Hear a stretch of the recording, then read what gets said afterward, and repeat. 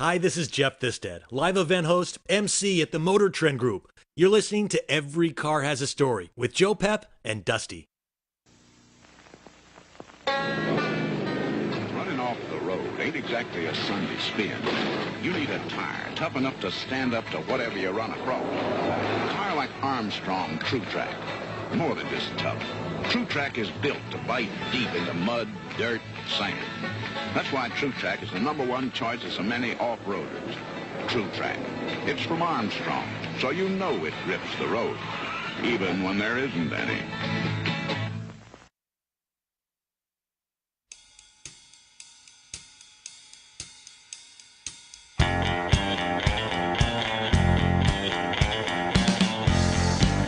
And good afternoon, everyone. Hi, I'm JoepeP. With me is my trusty sidekick, Dusty. Special thanks to Jeff Thisted for a wonderful introduction. He's the best, and he's a true car guy. How you doing there today, Mr. Dusty? Oh, I tell you what, fantastic. You know, Armstrong is a great, great old company. It used to be the primary tire supplier to Sears, and I've got a lot of friends with Armstrong. One of the great stories about Armstrong Tire was that they had a Sears executive that used to spend his time with the Sears people in Chicago, and a good friend of mine took that job, and the fellow he replaced died at his desk. He ate and drank himself to death. You always have this great stuff, you know. It's like, yes, Armstrong Tire, but the guy croaked at his desk there. More news coming up. There you go.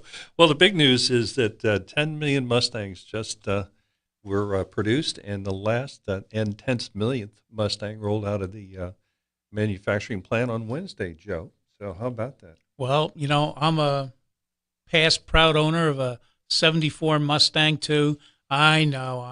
You know, Mustang guys, it was like they never considered the Mustang 2 as a true Mustang. But you know what? Back in 74 when I was 20, the girls liked it. That's all I cared about. Oh, yeah. Great cars. And Ford is pinning future growth on Mustang, particularly in Europe and China.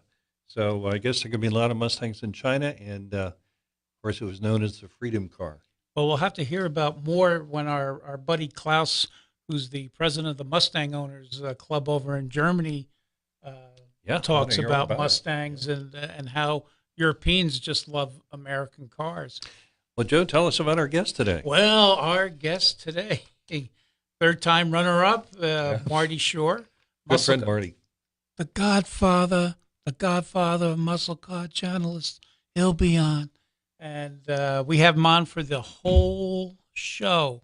So he's in the green room right now.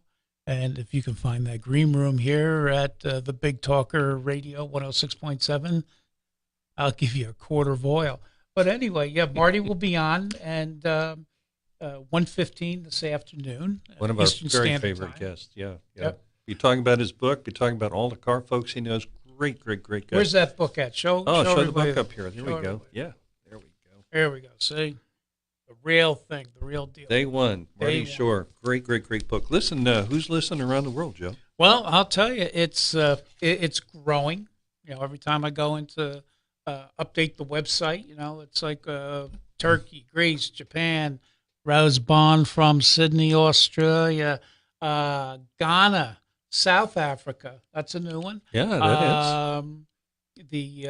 Our friends in South America, our friends all over the United States, our pals up in Canada, our pals in Mexico. We got one from the state of Hawaii. Oh, hey, that's a new one. That's fantastic. Yeah. So, well, listen, all you folks listen to 106.7 FM, the Big Talker. You got to get on board because, hey, we're getting worldwide. Worldwide. It's we will conquer the world somehow. But anyway, but it's all just automotive. And you know what? Automotive people are all over the world. They're the very best. It's the best one great bond, and the Freedom Car, the freedom of the American people, started by the automobile around the turn of the century. To go when you wanted to go, where you want to go, and how you want to go. It's a great Well, you story. think about it. It's like 100 years ago, if you wanted to go to Washington, D.C., to Wilmington, you would have to catch a train. There was no way about it. Yep. As time went on, and then automobiles came about, you know, you could go around town, and then with the Model T Ford and better built cars. You can go even further. We grew up in the age of the interstate and the turnpikes. And we grew up in the age of muscle cars, which we're going to be talking muscle about cars, today. It's yeah. going to be a fabulous, fabulous story. I've got a Stump Joe question, so you ready for this, Joe? Stump Joe, are you ready there? Well, I'd like to say special thanks to our producer, Chris, who is Keeps working everything with on us. track. Yeah, he's right on absolutely, track there. It's like he could say, well, back in the early days of video of early car has a story. Oh, All right, here's the Here question. we You go, ready? here we Ready go. for this? Ready. All right, you're familiar with the comic strip Peanuts, correct? Yes. And you're familiar with the Ford Fairlane, right? Right. The Okay. Ford Fairlane, the Right. Peanuts and Ford Fairlane. The question is, how did those two folks come together and when? Charles Schultz, That's right. Ford Motor Company. Yep. Remind you that I was an art director for Archie Comic Books for 20 years. Absolutely. Ford never came to Archie. Oh, wait a minute. Yes, they did. But anyway. Okay. Chris, I know the answer. I'm going to go on the going to go on the limb on this. It had to be for a television commercial. That's right. That's part of the answer. Okay. Just like MetLife. Yes. And that. Yep. Other than that, I don't have a clue. Well, you did really well. I mean, that was half the commercial. 1957. This was the first time that Peanuts actually became cartoon characters on a Ford commercial. How about that? Wow. And then, as they say, the rest is the story. Rest is the Peanuts programs. So great story. And I think we got a guest coming on. We're going to be talking about right. that. We have a good pal of mine from the comic book days, named Fernando, and Fernando will be on. Let's see. Let me look at my magic calendar there. He'll be on with Norm James, the designer of the Firebird 3, on Thursday, October the 25th, in the month of October. Well, and he'll be fabulous. telling about how the importance of drawing cartoon cars and how kids gravitate to that. Right. If you have a period piece or you want a car that draws attention to the character, like, say, Batman, he has a special car. Courageous Cat, But when you were with Archie Comics, you designed or put cars in the comic strips. Right, we had a Mustang. Archie drove a Mustang, and he had a jalopy. Oh, I remember the time. jalopy. The jalopy and that. Yeah. And Hemmings did a Hemmings blog back in 2009 on that, which if you go to our website, everycarhasastory.net, you could read about past Hemmings editorials I was in, and that was one of them. And that came out in August or September of 2009. Yeah, and if you have a particular car story or would like to be involved with Every Car Has a Story, send us an email, everycarhasastory.net, and we'll be happy to do the research and get back with you and talk about those special cars. I want to talk a little bit about our sponsors before our guests come on. Yeah, because without our sponsors, we wouldn't be here today, Joe. That's absolutely correct. So we've there. got Eddie's Hot Rod and Collision, 910-833-5473. They're down on 5009 Carolina Beach Road in Wilmington. And I tell you what, Eddie is he's a real artist when it comes to painting cars and building cars. If you've got a collector car that you want completely restored, and he was on the program talking about, you tell us what you want to do, and we'll do it. We can do the engines all the way through the undercarriage. You name the kind of car you want, he can build it. He also has a wonderful collision and body shop. You get a car that's been dinged or been in an accident, he'll put it together better than new. So, Ding, dents, broken windshield, whatever. Yeah, whatever. He'll prepare, and he did He's movie the cars guy. too. Oh yeah, he did SEMA cars. We're going to have him back on talking about those SEMA cars, which we'd love to go. By the way, if you've got a way to get us to SEMA, you got a company or a sponsor would like to be part of the program and get us to SEMA, we'd love to do some live. My live bags are interviews packed. there. Yeah, Bags absolutely. are We'd love to go. It's in Not the November. ones under my eyes, though. The Yeah. bags are packed there. Okay. So, And we got Manifest Design. It's a vacation for your eyes, 200 North Front Street, 910-352-2326 or 515-1333. Interior design, custom gifts for men and women. We've got one of the beautiful models that Manifest has, one of many. This happens to be a Howard Hughes world record speed plane made out of beautiful mahogany. But we've got propellers, we've got sextants, we've got designer carpets. Couches. Right, yeah. Well, my manifest lady said it's not rugs, it's carpets. They have designer carpets. You must have a carpet. Absolutely. And wall coverage. And I tell you what, the interior designers there, if your house is looking kind of plain and you need some design ideas, you need some new furniture made in North Carolina, you need to go down to Manifest. It's a destination, Joe. It's a beautiful thing. So listen, you know, you in the doghouse or the Chateau Bow Wow, hey, we'll get you out of it real quick. Go see Connie. She'll take care of you. And we have a big announcement today. We have a major program sponsor. Let Joe talk about it. We're really, really excited. It's a great, great sponsor. And, boy, this is going to be neat stuff, Joe. Well, I'll tell you, it's really great. And I'd like to welcome to the Every Car Has a Story family. I guess we'll have to set an extra plate at the table there. Absolutely. Get a chair from Connie. Will you buy one? Okay.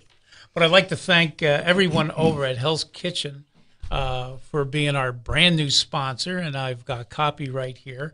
And I hope Chris has the visual ad. We got that. So here we go. This is the copy. Ready? Not responsible for typographical errors. Hell's Kitchen is the former film set of Dawson's Creek and is now Wilmington's premier sports pub, featuring every major sports package seen on 11, count them, 11 HD TVs and a huge projection screen. I'm going to stop you right there because they've got NFL preseason games on tonight. Holy and guess who's going to be there? You. Me. Oh, absolutely. My God. Wow. Well, Hell's Kitchen was voted best wings 4 years running, and also features a large selection of burgers, pub food, seafood, salads, wraps, and a vegetarian options. You vegetarians, head on down to Hell's Kitchen. And let's see, what else? Monday and Thursday, exercise your cranium with trivia from Hell's. Hey, I think we're going to try to have an automotive trivia night. We're going to get all the car clubs in there, and they're going to give prizes, and they can win a quart of oil. We get a quart of oil. And maybe we'll get the winner to come on the program. Maybe. So also featured Dollar Taco Tuesdays. Dollar Taco Tuesdays. $6.66 burgers. Wednesdays and live bands, and Fridays and Saturday nights. Enjoy brunch on Sundays starting at 10 p.m. with an awesome Bloody Mary bar. I'll be there. I love Bloody Marys. Bloody Marys. Oh, boy. So, Hell's Kitchen is the only downtown bar with Keno, so let the good times roll. Let's see what else. Free Wi-Fi, internet jukebox, free downtown lunch delivery, online ordering for your convenience, and more. But wait, where are they? Well, they're located at, let's see, they're located 118 Princess Street. 118, you know what? Deja vu. I was just going to say that. Princess Street. And the phone number is 910-763-4133. They're on the web. Look them up. Yeah. Hey, when you go in there, tell them that Joe and Dusty sent you, because we're going to be down there doing that car trivia. Hey, I'm ready. Can't wait. I'm ready. Absolutely. I love trivia. Yeah, I love fantastic. trivia. And look at the great T-shirt.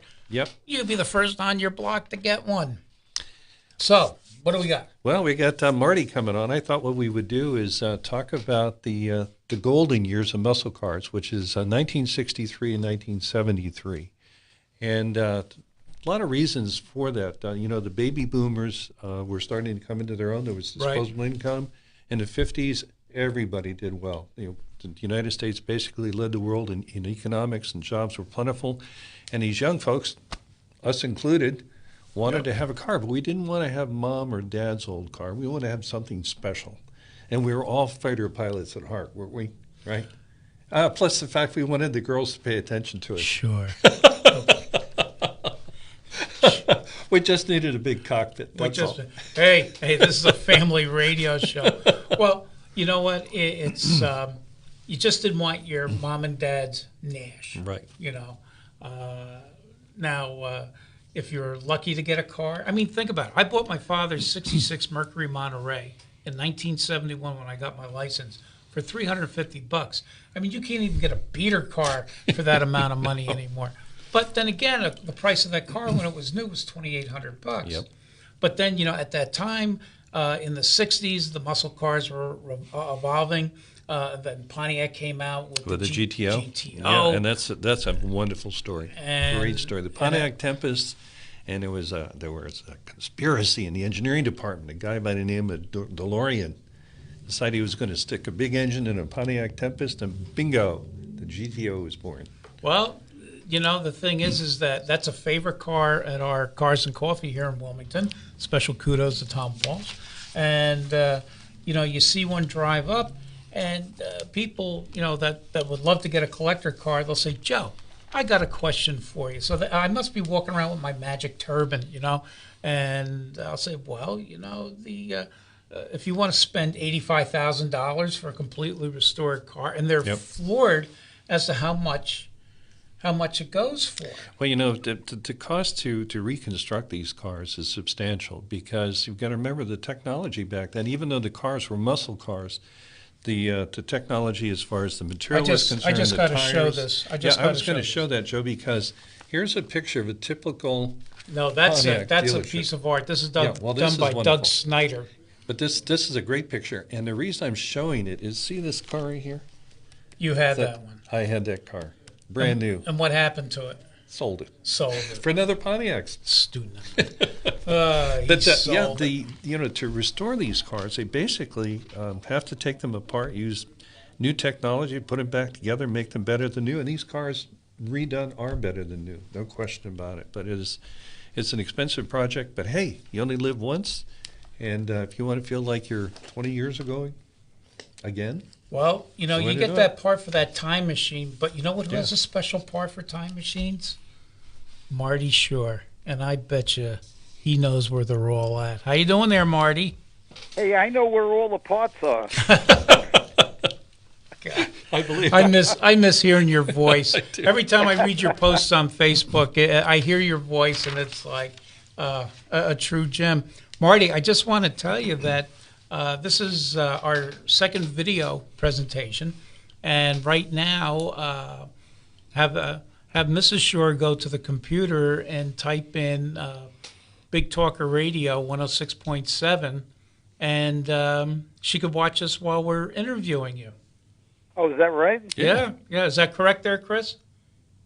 Yes, sir. All right. See, okay. So, but we got tons of questions for you. I know you got some fantastic stories to tell us, and so we're going to let Dusty passing the baton over to him. Marty, I'm studying your book for days and days and days, and the wonderful thing about it are all the different stories within the book. But I wanted to kind of go back to the structure. The structure during that magic time from 63 to 73, particularly at GM, you had the president of GM, and he was kind of like the referee for all the different divisions. Make sure that one outdid the other, they didn't cross over, each one kind of maintained its identity. And then you had the individual vice president, general managers of these divisions. And then you had the marketing guys, and then you had the engineers. And the marketing guys and the engineers, they're always trying to figure out how they're going to outdo the other guy and outdo Ford. And then you had the Mavericks. And the Mavericks were the guys like DeLorean and the other guys that wanted to be different, wanted to push the envelope, and then they hooked up with the racing guys, right? Right. And then the racing guys and these Mavericks really moved this whole progression of these wonderful automobiles along. And these are the great stories that I came up with when I read Day One. And you know all the different players. So pick out a particular player and let's talk about him. Well, what you said is basically true, and is basically, the way life has been recorded. But there's also another side to this, and that is, while the GM president did control things to some degree, and the divisions had to be reined in from beating each other up, right? Which is normal. It's nothing special. Yes. However, what most people don't realize that back in the day we created this narrative, this story, that racing was done through the back door and everything was hidden. Yeah. And it was very exciting and very nonsense. The reality was that everything that went on with the tacit approval of the front office. In other words, the journalists like myself of the day made it seem like the president of GM was this bad guy who wanted to stop everything. Yeah. And the heroes were the DeLoreans, or at Chevrolet, Vince Piggins, or Right. the guys that wanted to go racing. Well, it's not quite true, because many of the projects that were black ops at the divisions were approved by the president's office, but nobody knew it. Mm-hmm. You see, Very I mean, interesting. Plausible deniability. I think that's what they call I it. like right? that word. I like that word. Yes. I like well, that. you know, I don't want to make it seem like it was a plot or a conspiracy theory or anything else. But the bottom line was there was a pipeline from the racing guys at the divisions that worked its way right up to the top office. Mm-hmm. Most people didn't realize that. And while Vince Piggins and Duntov were these heroes at Chevrolet, so many of these projects that happened got approval from the president's office.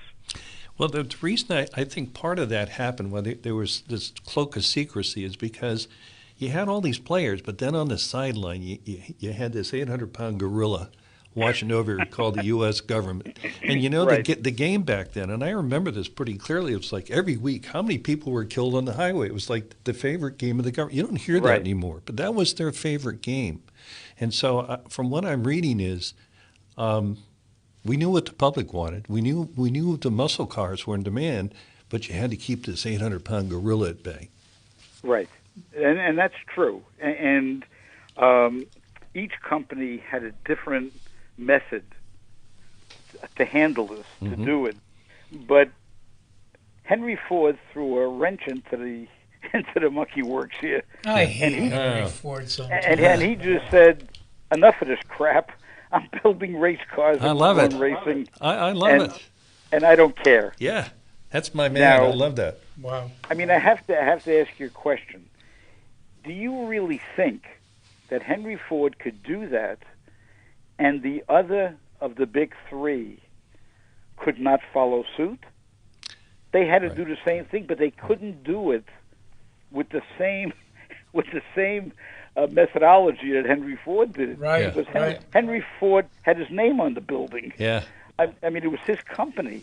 So the reality was that the other companies did the same thing on a smaller scale and hired people in, hired consultants, spent a lot of money just like Henry Ford did, probably not as much, but to get things done. But, you know, if you want an example of how some of this nonsense works, take a look at the 1969 Camaro. Yep. Okay. They built a couple of Copo cars. Yep. But the Copo car I'm talking about is the aluminum Z01. Yep. They built 69 of them.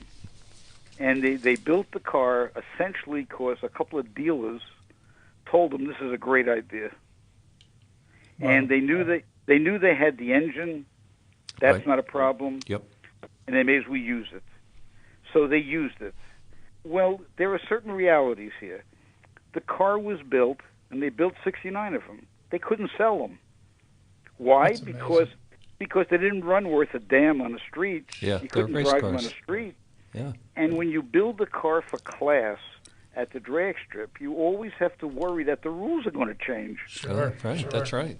Hey, Marty, Okay, Marty, I just yeah. have to cut in there. Chris, how much Yeah. we got left?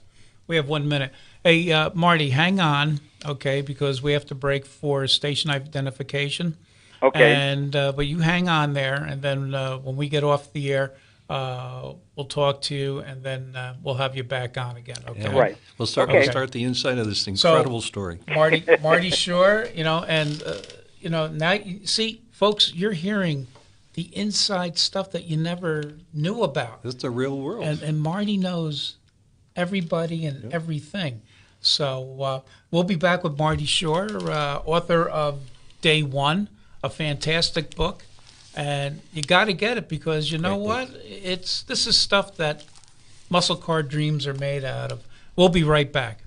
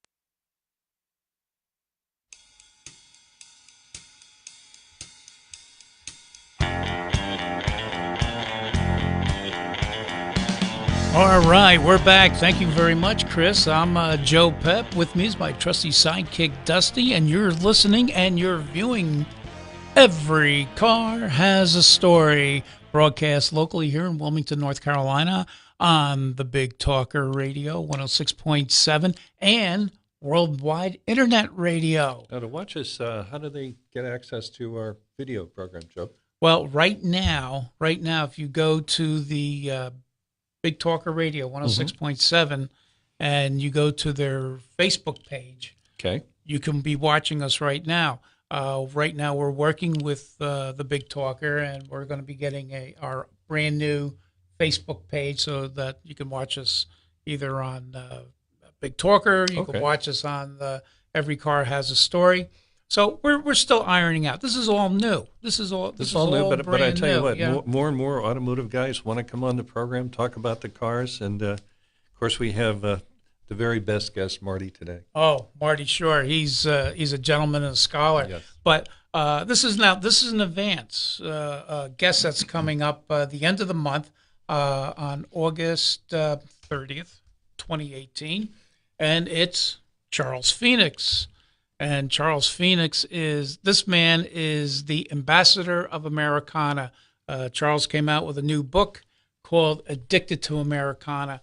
And there is, when you look at this book, you're going to find something that your parents dragged you to when you were a kid.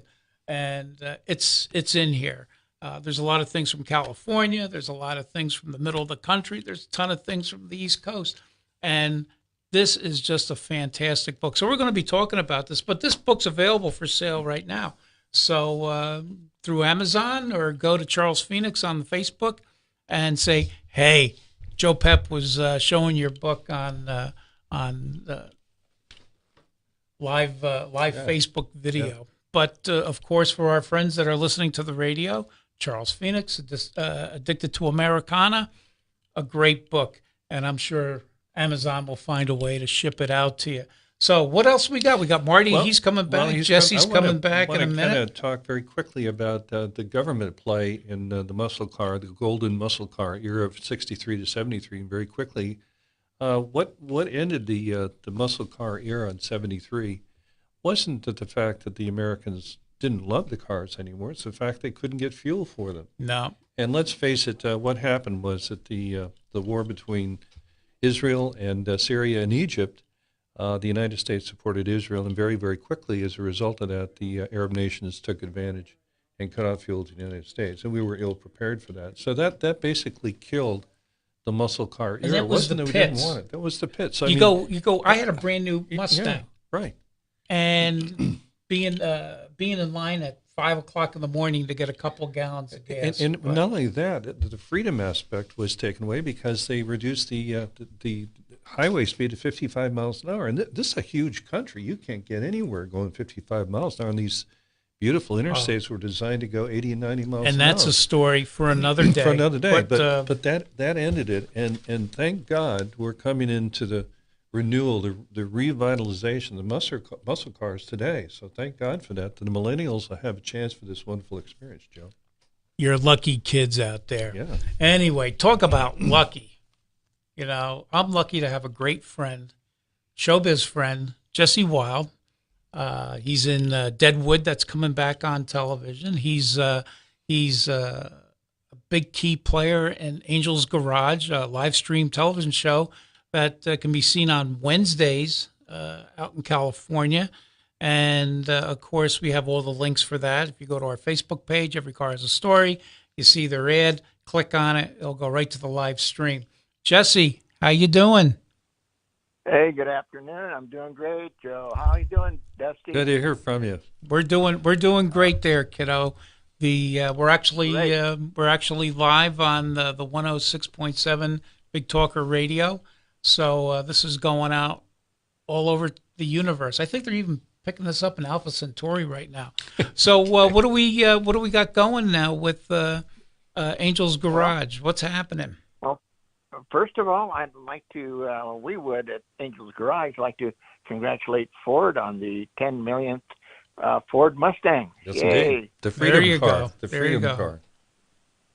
and we didn't want to let that go by. But of course, we also wanted to thank you guys for doing everything that you've been doing for us, and hoo-ah for you. You know? Hoorah! You know what? I can't wait until you guys. Now, Angela, she'll be on August 23rd, talking about the Peace Jam out in the giveaway 68 Corvette in front of the United Nations building in Manhattan, and that's going to be. I mean, you guys got a lot of exciting things going on. Yes, we do. And to let you know more about the car, regarding what's happening to it now, they're finishing it up now. Little things here and there. They've already taken some photos out there, and I believe there's been a magazine, an auto magazine, that went out there and took some photos. Oh, nice. Nice. But Very it's nice. going to be leaving It's going to be leaving California, going to Denver, Colorado, to John Elway Chevrolet. And when is it going to be in Denver? Well, it'll be leaving here in about a week. Yeah. I don't have an TA yet. Okay. But it'll be in about a week. All right. Now, what's going to happen along with that is that they're going to fly us out there to be with the car and talk to people and promote it there in Denver at the dealership. Nice. So if you folks out there in Denver, come on out as soon as you see it in the newspaper, or if you take newspapers. I don't. But it'll be on the internet, and it'll be all over, and I'll let you know myself. And send us pictures for our website. Right. Well, Jesse. I will. That's exciting news, and thank you so much as always for phoning in. And next week we'll have more advanced information on our live feed, and then you can see what we're doing right now. And you can buy tickets for the car. Right, tickets. Right. Oh my gosh, tickets. Oh, yeah. Yeah, absolutely. And for $10 a piece, and you can get the address on our website, right, Jeff? That's great. Everycarhasastory.net. Well, Jesse, thanks so much. Yep. What's that? Thank you. I didn't mean to interrupt. Oh, that's all right. No. I only wish that I could qualify to buy a $10 ticket, but I can't. So I'll just have to drool and dream and look at the car and say bye. Well, we tell everybody we've got an inside chance to win that car, right? Yeah, Jeff? I could see it now. I'm driving along. I did. I'm waving, and my wife's saying, "Open up your eyes." I wish you all the best with it. Thank you very much. Well, thanks so much. Thanks so much to Angela and the whole crew out there. And I know one day we'll be all meeting. And but boy, wouldn't it be great if we could all meet at SEMA? Oh, that'd be awesome. Huh? That'd be great. One day. So, Jesse, thanks so much. We'll talk to you next week. And stay tuned. And that's Angel's Garage, live stream TV out in Southern California, which you could watch anywhere in the world. And Jesse will be giving his weekly reports as to what's going on with the show car and with the show. So thanks so much, Jesse. Thanks, Jesse. Thank you, and happy trails. Happy trails, my friend. Wow.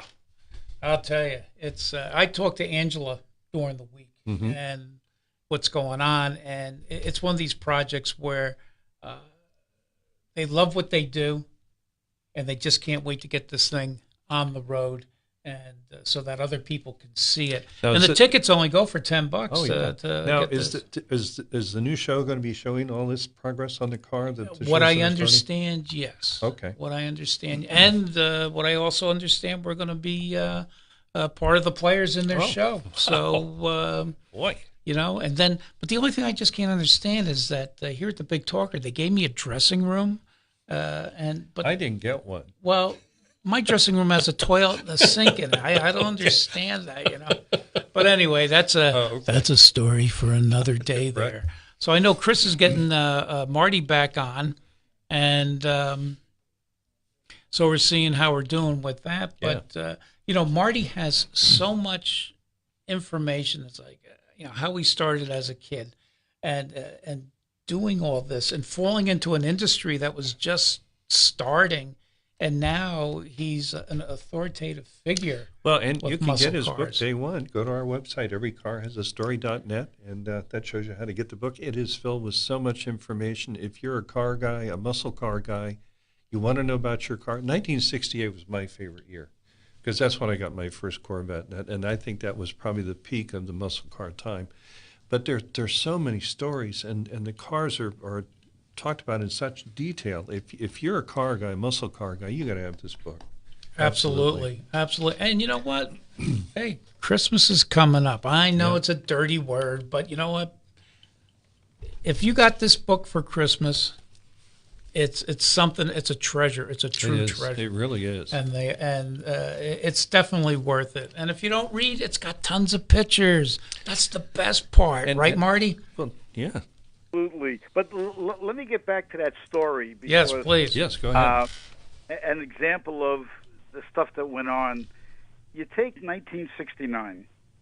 They built a ZL1 Camaro, but the Camaro was changing for 1970, and it was a late arrival.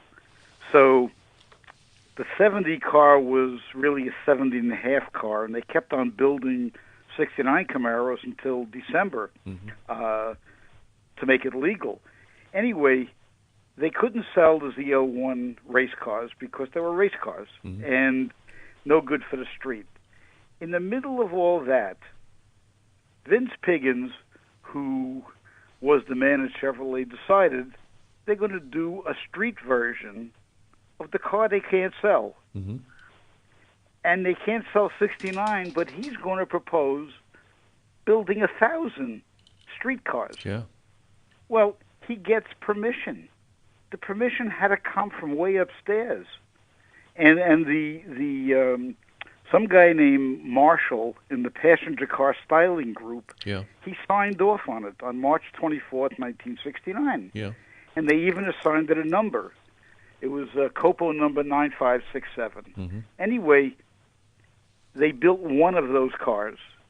And what's interesting about the car is I was at the 1970 new car preview at Milford Proving Grounds for Chevrolet. And that's when you drove the next year's cars. Well, they didn't have the 70 Camaro because it wasn't ready yet. So they had other cars. And there was this black Camaro just sitting there. It was a 69, and nobody wanted to drive it because it was an old car. Right. There's a picture of that car in your book, by the way. Right. Yeah. And there's pictures, and in the chapter on 69 is the full story behind it. Right. It was a black car with white Z28 type stripes. It had a spoiler. It had some ID on the car. I walked over to the car because nobody was driving it, and I read the badge. It said ZL1. I said, holy crap. How'd they do this? It's a street car. Right. I drove the car. It was fantastic. Well, I never knew what the hell the story was. And after 1969, I didn't run the pictures in Cars Magazine. I didn't do anything with it. I just let it fade away. I'm doing my book, day one, and I need 69 Chevrolet stuff. So I go to my archives, and I pull out contact sheets and negatives. You got to remember this is for digital photography. Right, yeah. And I see this car, and I really don't quite remember the story on it. But I'm having lunch this day with a retired engineer at Chevrolet who was a friend. He was the guy at the Tonawanda engine plant who built the ZL1 motors for Zora Duntov. Oh, jeez. He was the guy who shipped the ZL1 to the St. Louis Corvette plant. He knows where all the bodies are buried. Oh, boy. So boy. We're having lunch. And I said, Ken, what the hell is this? There must have been some kind of street ZL1 Camaro, and all I can remember is the thing ran good, and the 69 race cars, they ran terrible. What they do? Yeah. He said, well, first of all, they took the open plenum chamber intake manifold from the race car, and they put restrictives in it, a restrictive wall inside the plenum. They rejetted the carburetor, and the car suddenly had low-end torque and drivability. Wow. Well, they built one prototype. The car has disappeared. My friend Ken, he has the VIN number of the car, but he's never been able to find it. Well, don't so give somewhere us out there. Yeah, send us secretly the VIN number so Joe and I can find it. I got a pen. I got a pen in hand. Ready? What was that? 3, What? My friend doesn't. My friend doesn't want to give me the VIN number. Then no wonder. You're right. But if you read the chapter on 1969, Yeah. Wild in the Streets, you'll read about the wording of the build order and everything else, and then further on in that chapter are pictures of the Z01 Camaro and the shots that I took at the proving grounds with that car. So it's stuff like this. When I was talking with Ken, I said, what was this whole business about backdoor racing? He said, there was no backdoor. He said, everything that we did at Chevrolet, everything we did, got approval from upstairs. Mm-hmm. There was no backdoor. The back door was only to give away free engines. Wow. Well, how did the other divisions feel about that? I mean, Pontiac was competing with them. Buick wanted to come out with a muscle car. They did.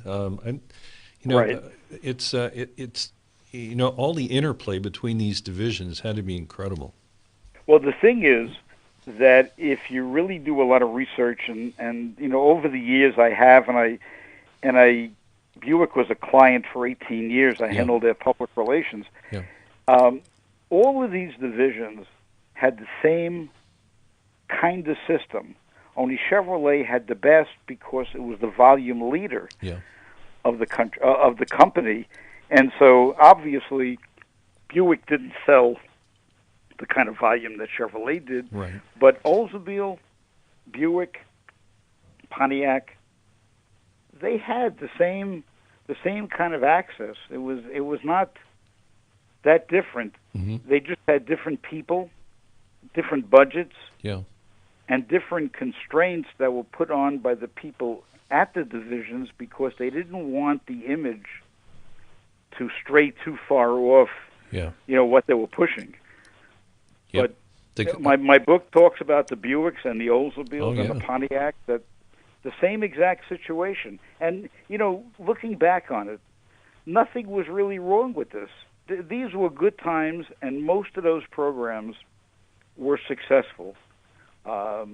They drove sales for each one of those divisions in different proportions, of course. So, Chevrolet and Pontiac were pretty responsive to those things. Oldsmobile had a lot of stuff going on with Can-Am racing. I didn't know that. Bonneville. Really? Wow. Yeah. Oh, yeah. I mean, I was very close with Oldsmobile because I made friends with their racing engineer. So we used to talk all the time, and I bought a car.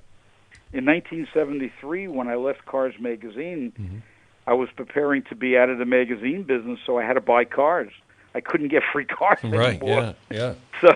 So I bought my wife a 455 GTO in 73, and I bought That's nice. and I bought a 455 Oldsmobile Salon sedan, which was the first car with radial tires and suspension. Right. That's right, yeah.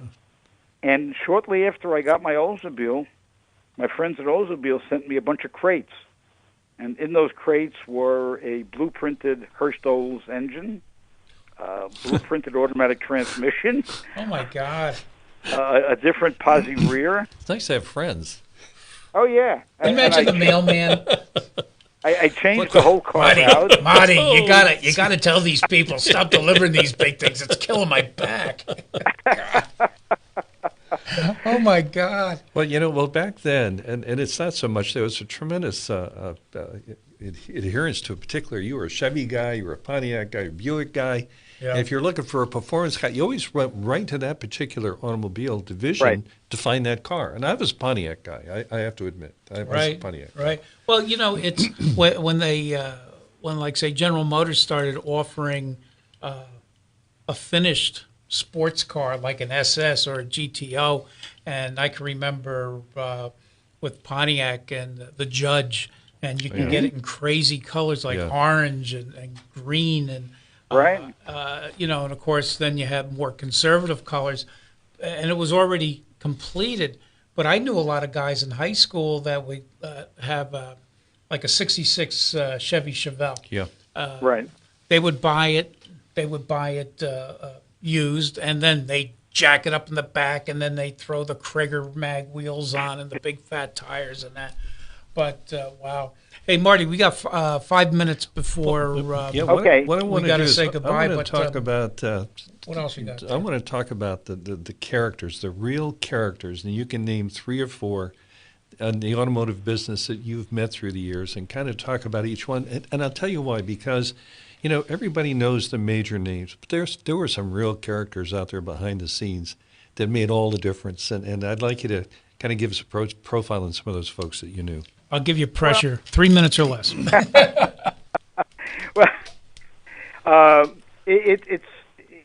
Well, unfortunately, most of the people who I knew actually were pretty well known in the performance field. I mean, Yes. at Pontiac, you had engineers who invented certain things, Yes. and you had engineers who pushed to build the lightweight cars. Mm-hmm. And those guys didn't interact with drag races or hardly interacted with the press because they weren't supposed to. Yeah. That wasn't their job. Yeah. But at Pontiac, probably if it wasn't for Jim Wangers, Mm-hmm. Nothing would have happened to the degree that it happened because he was an ad guy who loved Pontiac and loved drag racing and loved street racing and had a direct connection with Royal Pontiac. Mm. So I can tell you this, that every time I flew out to Detroit to do something, I would always have dinner with Jim Wangers. And dinner with Jim Wangers was always the same thing, a cheap drive-in dinner, and then we go street racing on Woodward. There you go. Why not? But there's somebody with a real passion. Wow. Yeah. That was the deal, and I could call Jim up and get Royal Pontiac to build me a Bobcat, and I can take it to New York and drag race it and do what the hell I wanted with it.